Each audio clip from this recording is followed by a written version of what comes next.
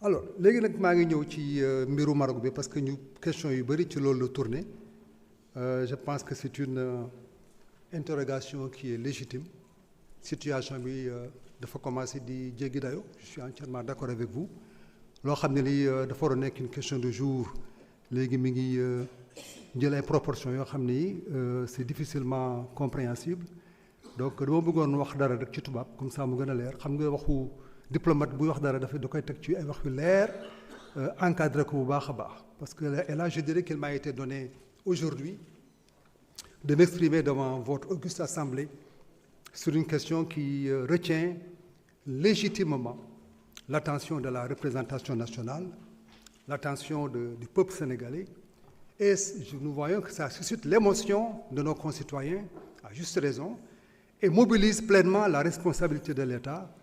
C'est la situation de nos compatriotes qui sont actuellement incarcérés au Royaume du Maroc. Il ne se passe pratiquement pas de jour, en tout cas pas de semaine, où je ne suis pas moi-même interpellé par le président de la République ou par le Premier ministre sur la situation de nos compatriotes, sur l'avancée, n'est-ce pas, de la prise en charge par l'avocat qui a été commis sur cette affaire, et sur l'implication de nos représentants au Maroc, que ce soit l'ambassadeur du Sénégal à Rabat ou bien notre consul général à Casablanca. Et là, je voudrais vous rassurer que la protection des Sénégalais établis à l'étranger, je ne parle pas seulement du Maroc, constitue une obligation fondamentale de l'État. C'est comme ça que nous le percevons. Et cette protection relève d'un devoir impérieux, d'un devoir constant, qui engage à la fois la responsabilité juridique de l'État, la solidarité nationale et l'exigence morale de ne jamais abandonner aucun de nos concitoyens face à l'épreuve. J'évolue dans un terrain diplomatique. Il ne se passe pratiquement pas de semaine, je dirais même pas de jour, où je ne suis pas en contact avec mon homologue marocain, où nos ambassades, nos représentants diplomatiques sur place aussi ne sont pas engagés avec les autorités, n'est-ce pas, locales, pour suivre la situation de nos compatriotes actuellement incarcérés. Et cette question, pour nous, touche à la dignité des concitoyens, de ces concitoyens-là, et à la protection de leurs droits fondamentaux, et ça nous mobilise tous les jours.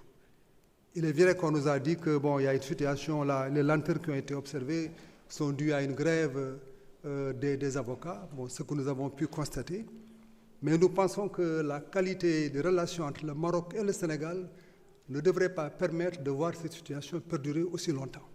Je pense que nous l'avons déjà dit à qui de droit, nous l'avons dit avec beaucoup de clarté, et notre dispositif diplomatique et consulaire est à pied d'œuvre.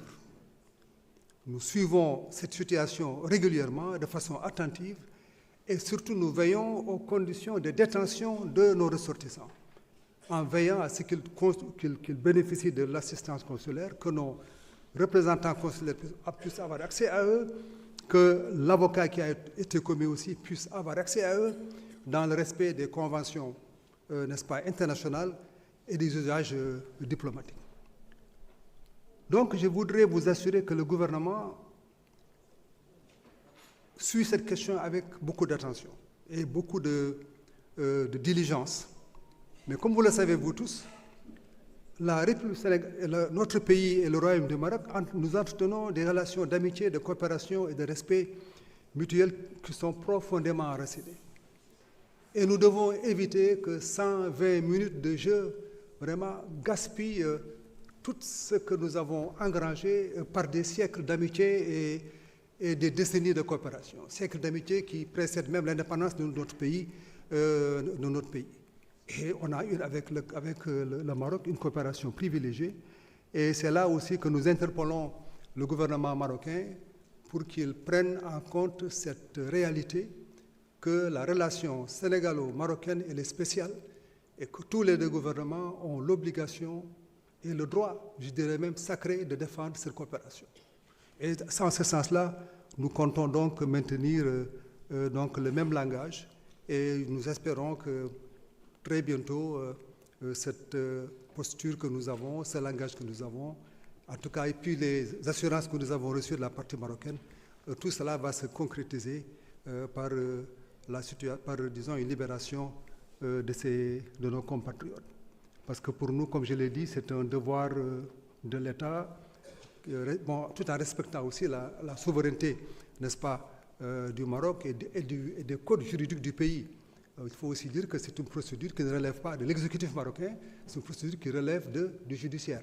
Mais il est aussi bon que nous voyons comment, en tout cas, nous pouvons trouver une solution à cela, parce que tout finit, n'est-ce pas, la politique englobe tout, le politique englobe tout, donc il est important qu'on le fasse. Donc nous continuerons à suivre avec vigilance et détermination l'évolution de ce dossier et faire en sorte donc que nous arrivions à une situation où, n'est-ce pas, de résolution de ce dossier qui nous interpelle pratiquement tous les jours.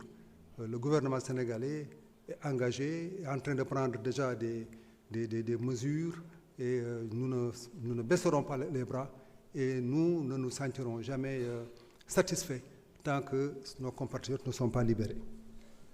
Cela dit, il y a beaucoup de questions qui ont été posées. J'aurais aimé répondre à toutes les questions, mais je vais le faire de façon ramassée. J'aurais aussi aimé citer tous ceux qui ont posé ces questions. D'abord, je dois dire que je me considère un peu comme un membre de la diaspora. Je vois que la diaspora a été très bien défendue aujourd'hui par des questions, par des interpellations. J'ai vécu à l'étranger 25 ans. 25 ans sans revenir au pays, sinon quand je venais seulement en vacances. Donc je sais et je vis et j'ai vécu ce que nos compatriotes ont vécu. Moi-même, j'ai été consul général à New York pendant 4 ans et pendant 21 ans, j'ai officié dans des ambassades où les questions consulaires revenaient régulièrement. Alors, quelques questions ont été posées, mais d'abord, je dois dire aux honorables députés que je partage entièrement leur préoccupation de voir nos compatriotes pris en charge.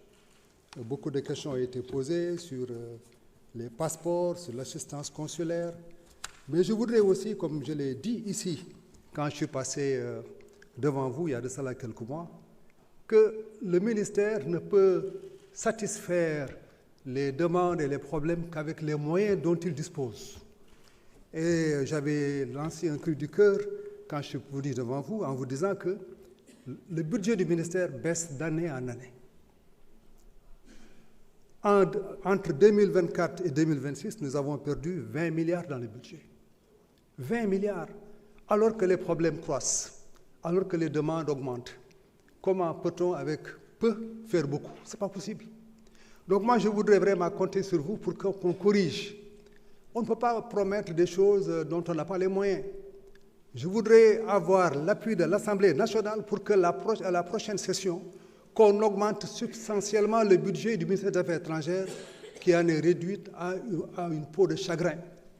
Mais malgré les difficultés qu'on a, financières, quand même, on fait face, on essaie de régler des problèmes. Par exemple, en 10 ans, le budget sur les aides et secours n'ont pas bougé. C'est 550 millions pendant 10 ans. Alors que les problèmes augmentent, les difficultés, on les voit un peu partout. Donc, il est important, dans un premier temps, qu'on renforce les moyens du ministère. Mais, compte tenu de cela, en attendant que cela puisse se faire, nous allons en tout cas nous battre pour faire face à tout ce qui relève en tout cas de notre responsabilité. Je peux aussi vous dire ici que toutes les demandes de rapatriement de corps, par exemple, bien que nous ayons un budget qui ne soit pas un budget consistant, toutes les demandes, sans exception, ont été accordées, ont été réglées par le budget du ministère. Souvent, on le fait avec de la gymnastique, mais ça a été fait. Donc, c'est pour vous dire que le département que je dirige est très attentif aux problèmes des Sénégalais, aux contraintes.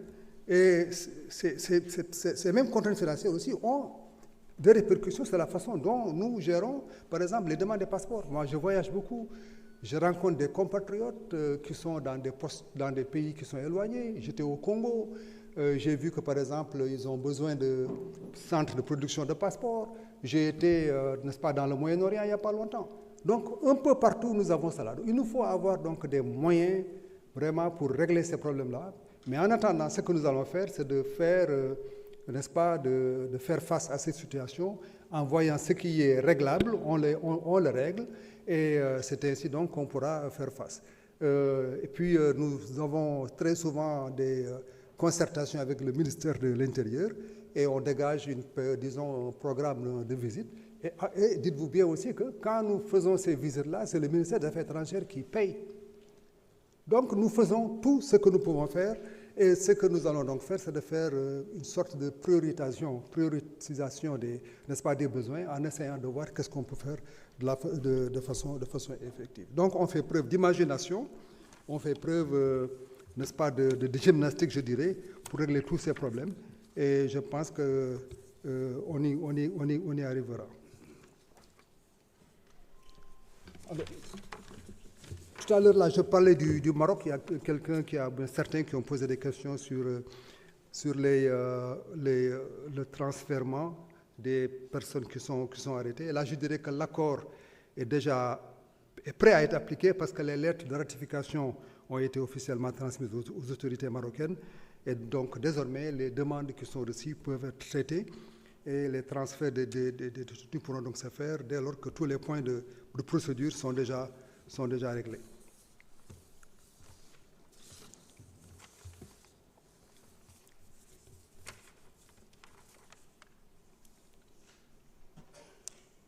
Donc, Guy Marius Sagna, comme nous l'avons dit, mission diplomatique, ministère saisi par un message, on appelle ça TAC dans notre jargon, pour nous exprimer ses besoins. Parce que nous avons fait, nous avons fait un retour, nous avons fait nous avons fait loolu yëpp dañuy toog xool lan la ñuy def ba jublu ci loolu